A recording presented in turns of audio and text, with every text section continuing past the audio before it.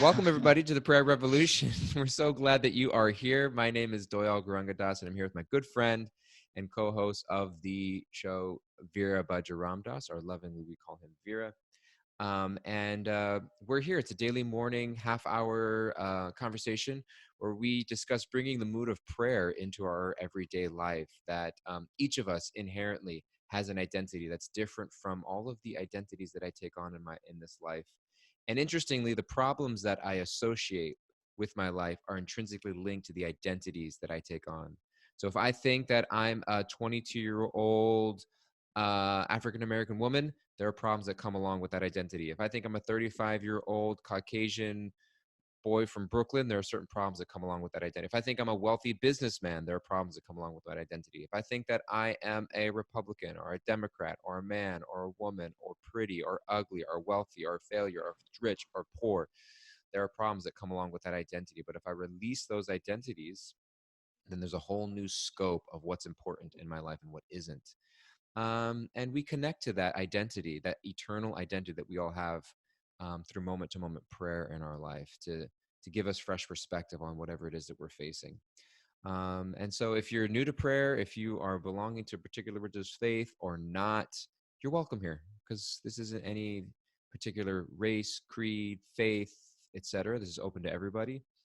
And we start off with Vera Budger giving us a little morning prayer, and then we just pursue a conversation about it, get to know each other, and talk about how we need divine guidance at every moment of our life, right? Mm-hmm. Mm-hmm. Putting that soul food in, getting that soul moving, shaking inside of us. Vera's moving and grooving. I'm moving and grooving.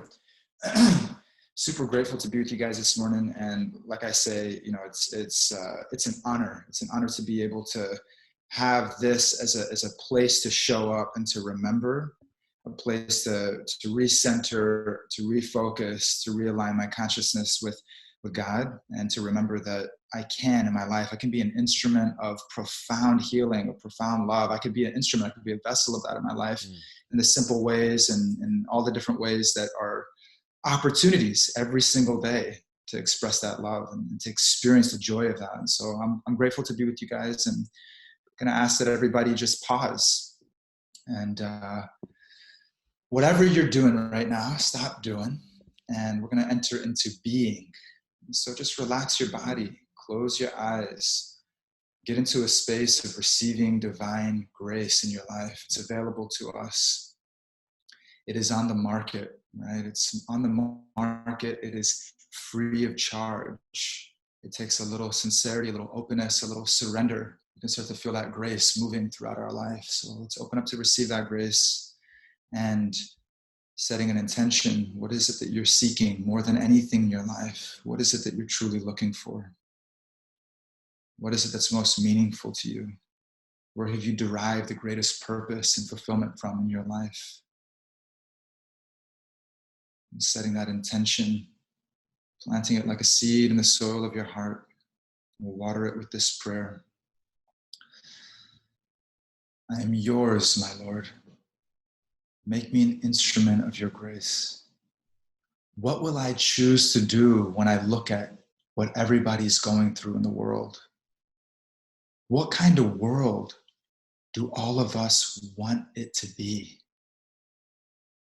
Are we the future, or are we the history? In this world, everyone laughs and everyone cries. People tell each other all kinds of lies. We have all failed, and everybody dreams and doubts. My Lord, I will keep dancing with you, even when the lights go out. My arms are open wide, ready to receive your grace. Help me to see them as my brothers and sisters, even though they are of a different race. Everyone hurts. Everyone cries. Everyone sees the colors in each other's eyes. Everyone loves and deep down knows the truth.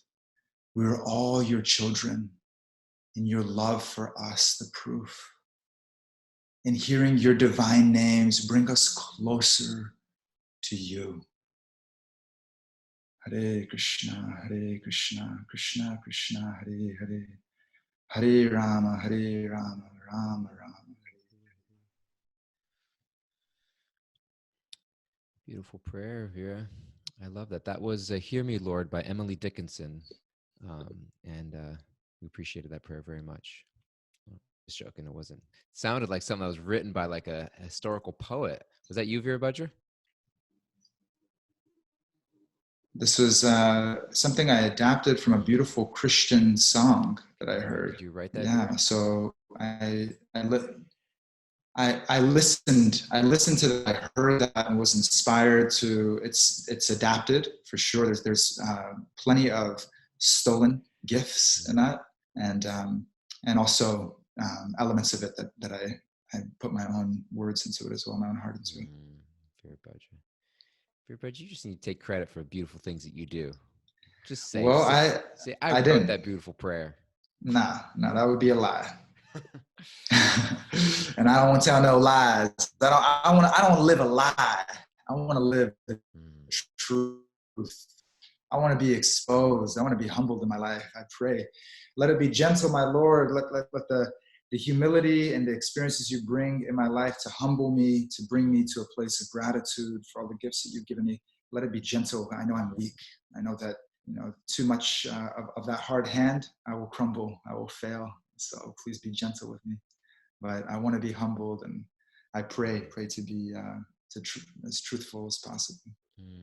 You were quoting that the other day from Richard Rohr in his book Falling Upward, that humiliation precedes humility.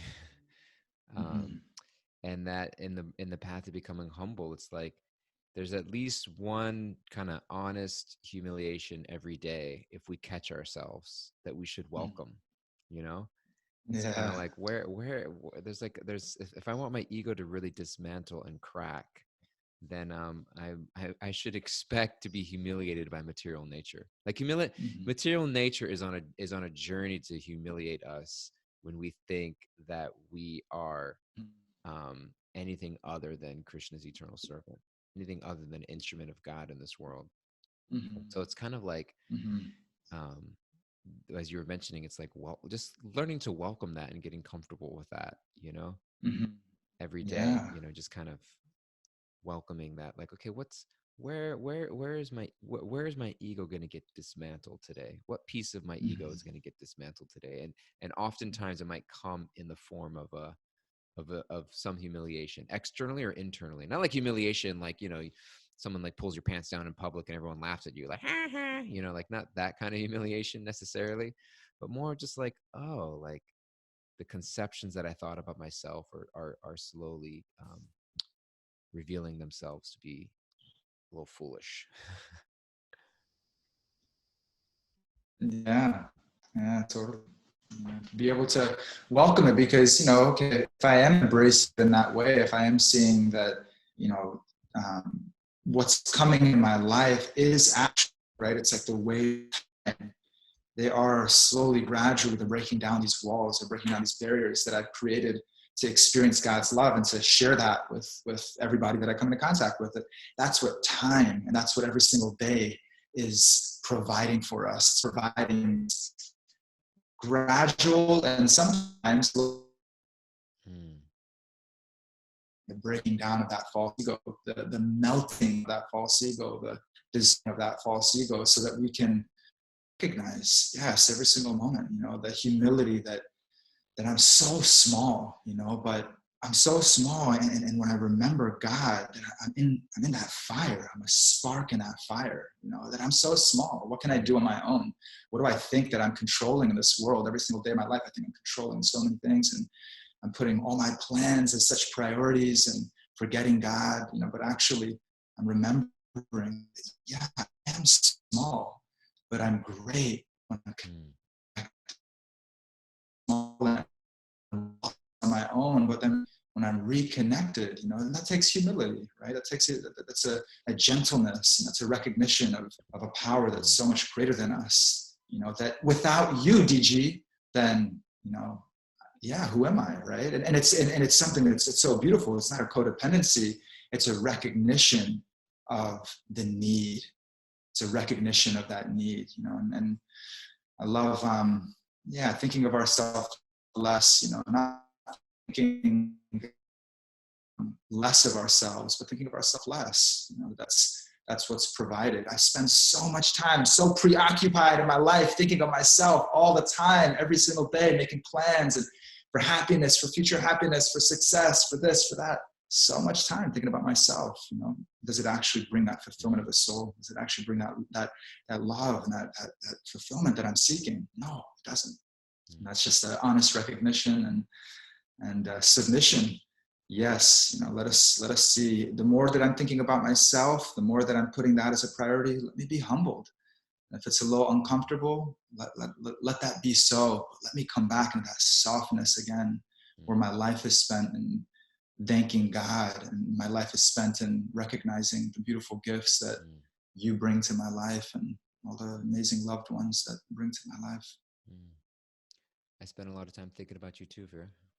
Oh, Vava, I love you too, man. I was thinking yesterday we started reading these verses from the 12th chapter of the Bhagavad Gita. And I thought we can continue reading this section of the Bhagavad Gita. It's the 12th chapter, verses 13 through the end of the chapter, verses 20. And it's this beautiful section. We thought we're looking at this theme of our validation not coming externally, but coming from seeking internal validation rather than external validation. And all of you're talking about human being rather than human doing, and all the things that we try to do in order to make ourselves feel seen, feel heard, feel connected in the world. And that Krishna in the Bhagavad Gita lays out these very beautiful verses where he's describing these are the things you really should be preoccupied about. Like these are the things that your attention, your like these are the things you should be worrying about. Not like waking up in the morning and how do I look and how much is in my bank account, how many social media followers do I have, and you know what I mean, and this and that, and it's do they laugh at my joke, or do they think that I was cool, or am I accepted? Are they going to invite me back? Are they going to call me back? Or are they going to text me back? Or I sent the text message 2 hours ago, they haven't responded yet. I sent that message on WhatsApp. I can see the 2 check marks. I can see they read my message. It says see and it says read, but they haven't responded yet. So why haven't all the things we're worrying about, because I'm looking for a place to feel safe. I'm looking for a place to feel seen. I'm looking for what gives me value in the world. And Krishna's saying these are the things that give us value. These are the things that are dear to me that you should be worried about. And so we read this verse yesterday. There's 2 verses put together, starting verse 13 and 14. Yoga Like Mike says, chapter 12 is the peak of the Gita. Keep reading this chapter. I love hearing your insights. Thank you, Yoga Mike. We read these 2 verses yesterday, and I was thinking that we could read these few sentences in the commentary here, and then I'd love to hear your thoughts, Virabhadra. Krishna says, one who is not envious, but is a kind friend to all living entities, who does not think themselves a proprietor and is free from false ego, who is equal in both happiness and distress, who is tolerant, always satisfied, self-controlled, and engaged in devotional service with determination, their mind and intelligence fixed on me. Such a devotee of mine is very, very dear to me.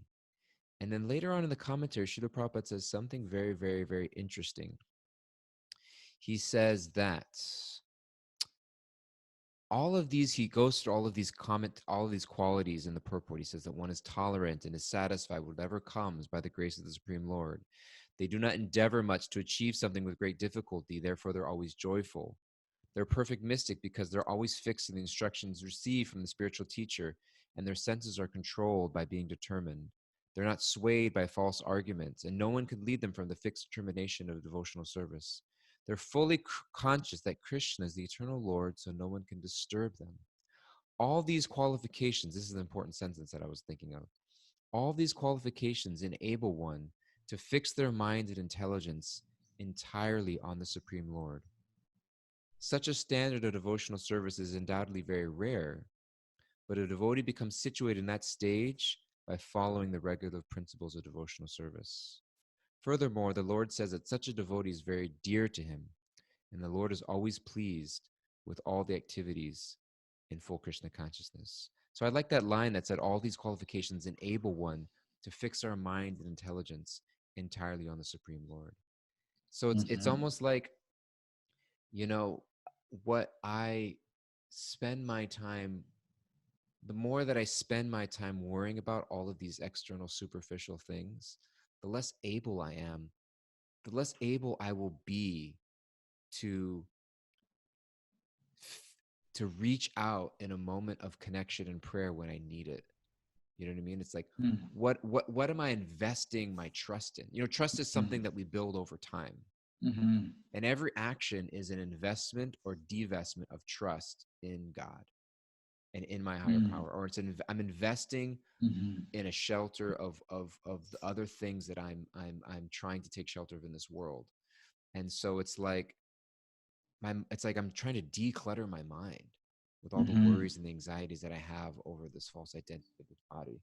And he's like, if Krishna's saying, if you're cluttered with all this other stuff, it's not Mm-hmm. like, oh, do this, do that just because, and be a good boy and be a good girl. It's like, no, like, free yourself from that anxiety, free yourself from that Mm-hmm. envy, free yourself from that attachment, so that you can fix your mind on higher things. Mm-hmm.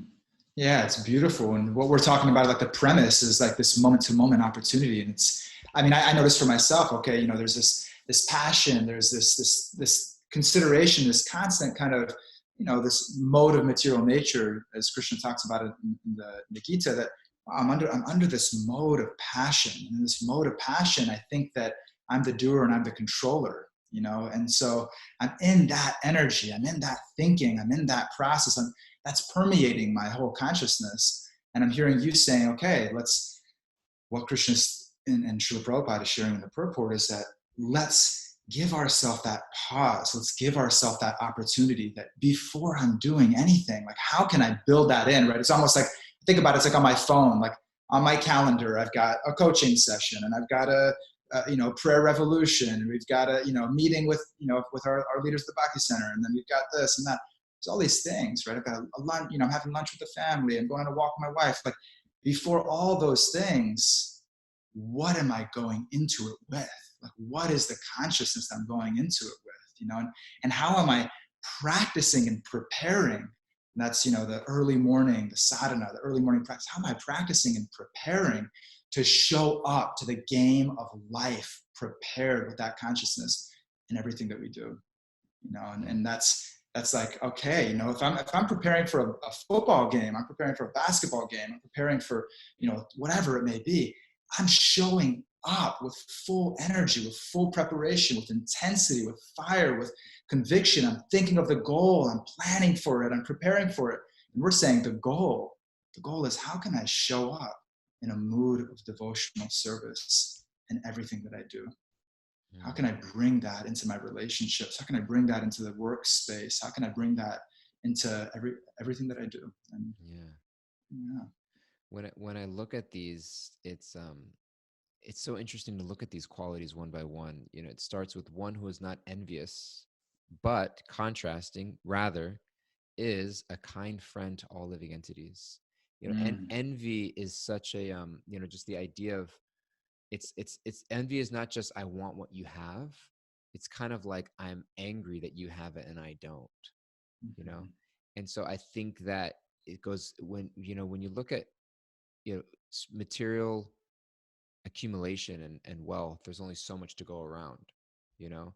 And so it's mm, like, if you get the job, I don't. If you get the girlfriend or boyfriend, I don't. If you know what I mean. And so it's like, I kind of, but to non-enviousness is a naturally spiritual quality, because it's mm, meaning that actually, like, I see that whatever material wealth you have or don't have, and whatever I don't or don't have, it's all fluctuating and not really related to our eternal being.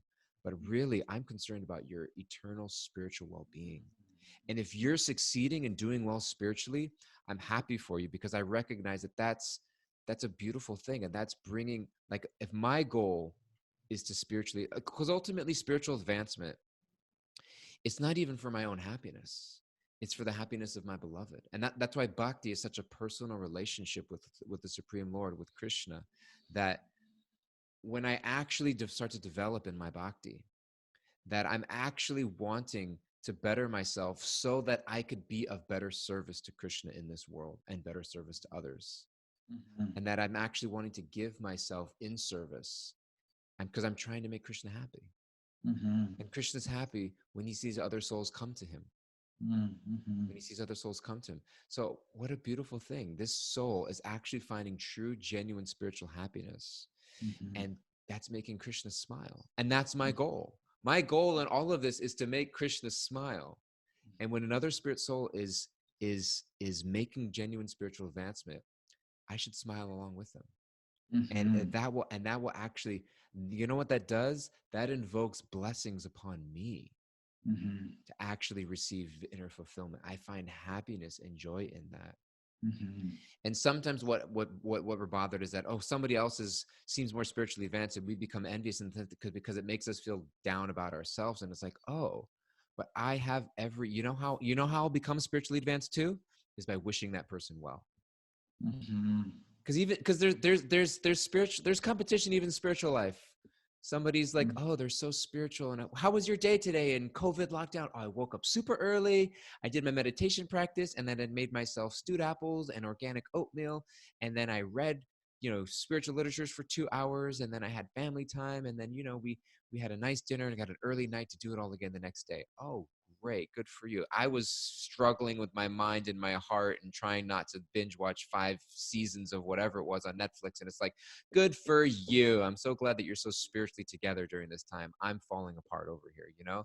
And it's like I become envious even in spiritual life, or we have competition or whatever it might be. But recognizing, like, oh, if I'm upset where I'm at spiritually, let me not get angry that somebody else is doing well. Let me take that as an inspiration and recognize that when I release envy and I choose celebration, then actually, like, I'll be inspired. I'll be blessed. I'll be given space for me to grow and develop. Um, and so to be Mhm. non-envious and to be a kind friend of living entities and who does not think Mhm. themselves the proprietor. I'm just shooting off here. I'm going to keep going, so I'm going to stop myself. Go for it, brother. Stop. I'm like, come on, don't stop. Let the inspiration flow. One who's not envious, but is a kind friend to all living entities, and who does not think himself a proprietor. It's like the qualities flow one after the other. Okay, you're not envious. What does it mean to be not envious? It means to be a kind friend to all living entities. And what does it mean to be a kind friend to all living entities? It means to be genuinely happy when I see them spiritually progressing in life. And when I see them as progressing materially, I don't have to be envious because it doesn't even matter. It's not them. It's we go up, we go down. One day you're up, one day I'm down, one day I'm up, one day you're down, and it's like it's all going to go back in the box at the end of the day. So it's like, why even compare ourselves? Because and then the next quality is who does not think himself a proprietor, because Mhm. I don't own anything, and neither do Mhm. you. And our spiritual devotion is our only wealth. And therefore, when I recognize I'm not the owner, I could be free from false ego, and is free from false ego. Because I'm not in competition with you. I'm not the owner of anything in this world. And therefore, I could be free from false ego. And what does that allow me to do? I'm able to be equal in both happiness and distress materially. Good things Mhm. come, great, wonderful. I accept it, beautiful. Good things leave me, it was never mine to begin with. Mhm. It never had anything to do with my actual happiness on a deep level. So I can become equal in both happiness and distress. And therefore, I can be always tolerant, because I recognize that it's kind of like what makes something painful. It's kind of like there's this whole jokes about the quarantine going on right now that you know introverts, it's like a celebration for introverts. Everyone just can get to stay inside, but then there's these memes of, like, it'll show somebody smiling and a big glow on their face, and it'll say, like, introverts when they're able to stay inside on their own terms and they're all happy. And then the next meme is like somebody like grumpy, or it's like a little kid frowning. It's like introverts when they're forced to stay outside against their own will, you know what I mean? It's like we just like to choose. We like to know there's time frames. We like to know there's choice. And so I think sometimes the stress of suffering comes when I don't know how long it's going to last. You know what I mean? It's going to be like this forever. I'm going to be poor forever. I'm going to be single and lonely forever. I'm going to be depressed forever. I'm going to be stuck inside forever. And I think that tolerance comes from a sense of, this is just temporary. It's just it isn't, because this isn't nothing that the happiness of this world is not mine to own, and the sadness of this life is not mine to own, and it's going to come and it's going to go, and therefore I can be always self-satisfied, and self-controlled, because I'm not knee-jerk reaction trying to get something that's coming up in front of my plate, some glittery reaction. And therefore that leads all of that stuff. So just reading the verse again, one who is not envious, but is a kind friend to all living entities, who does not think themselves a proprietor, is free from false ego, equal in both happiness and distress, is tolerant, always satisfied, and self-controlled, and therefore, because of all that, is able to engage in devotional service with determination, their mind and intelligence fixed on me. And therefore, Srila Prabhupada says in the commentary, all these qualifications enable one to fix their mind and intelligence entirely on the Supreme Lord. So bringing it all back, if I want to engage in the prayer revolution, if I want that prayer to go deep in my heart, I got to declutter my consciousness with all these desires, all these agitations, all these concerns and worries. Right? Yeah, I'm hearing you, brother. I'm hearing you. Appreciating I just took over and ran with it. No, appreciating. Yeah, it's so beautiful. Where to fix our consciousness? We're being given a roadmap, right? We're being given by the greatest guide. Imagine we're on that backpacking trip, right? And we're trying to make it to the top of the mountain, and we don't know how to get there. And then here you go. You've been given a certified map, and you've been given a guide, and you've been given friends to go on the journey with. It's like we've been given everything. Right now, we have all the ingredients to take steps forward in awakening spiritually, take steps forward toward Krishna, toward our higher power. And it starts with this beautiful mood of service, this beautiful mood, all living entities, right? Not just our human brothers and sisters, but all the animal kingdom, the insects and the plants and the birds, and every aspect, every element of anyone, any life force in this planet. That let me be a kind friend. Let me be a kind friend. Let me be with you. Okay, in your sadness, let me be with you. Let that empathy and that love flow. Let your story become important to me so that you feel that love and that closeness and can come back to that equanimity. And in your happiness, let me celebrate you. Let me rejoice. And what a beautiful life that is. Every single moment of our life is an opportunity to serve and express that love. And that's like, hey, that's a gateway, right? That's a gateway that we've been given. Krishna's given it to us. That takes not being envious. And that means, not being envious means my friends, my enemies, whoever it is in my life, whatever living form, life form it is, let me be a friend to this person. Let me do everything that I can to wish them well, to pray for them. It's beautiful. As you're mentioning the animal kingdom, Naushin was commenting that Bhakti Louis Prabhu with his dogs is the highlight of my morning, to be honest. Special guest, heart emoji. Bhakti Louis is over there, and he's got Sheba, his Bhakti Yoga dog, on Zoom. If you're listening in, we have a live Zoom group that tunes in, and we get to see them. And some beautiful comments coming in here. Angelica, is so beautiful what you wrote. She says, and I feel that relating to envy, it is also a sign that we do not have enough trust. Krishna will provide all that we need. So if I'm envious of another person, that means that I'm feeling like I'm lacking. And that means there's a lack of trust that Krishna is actually providing what I need, and that what's meant to be mine will come to me. And if I have less materially, that's his loving hand taking away what is not needed so I can get closer to him. It's such a beautiful meditation of trust that, like, I have what I need. And if something's being taken away, it's obviously not something that I needed. And it's kind of like it's a leaning into that meditation of trust. It's beautiful. And then AJ mentioned, how did Doyle know that I had oatmeal and stewed apples for breakfast? And then Vivi said he's so advanced, obviously.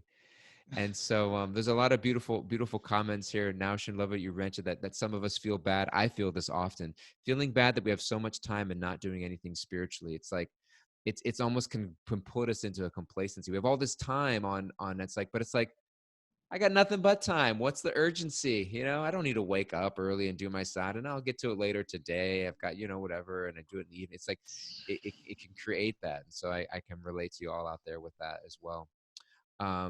We love all you guys. Thank you so much for tuning in. That's all the time we have right now, but thank you for tuning in on Zoom, all the live Zoomers. So glad to see all of you. Thank you for tuning in on Instagram. If you're tuning in on Instagram or you're watching our recording, please, we'd like to invite you over to our Zoom live Zoom group. You can find that at bhakticenter.org/online, or email us at prayerrevolution.org. Get on our live Zoom group.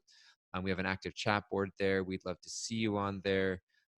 Please write to us at prayerrevolution.org, prayerrevolution@bhakticenter.org if you have questions, if you have comments. We love to see you, Vira Budger. He's dancing it up over here on Zoom. He's loving Dance it. with me, guys. Come on, Dance with Vira. Bob. Let's get We got some to get our Byron outro music. weaving. We need outro music. We need suggestions for our outro music. We don't have any yet, so Vira's just grooving yogi in the club. Please stay in touch. Please be with us. We love you guys all so much, and we hope that you have a wonderful, blessed day. Heart emoji from Vira.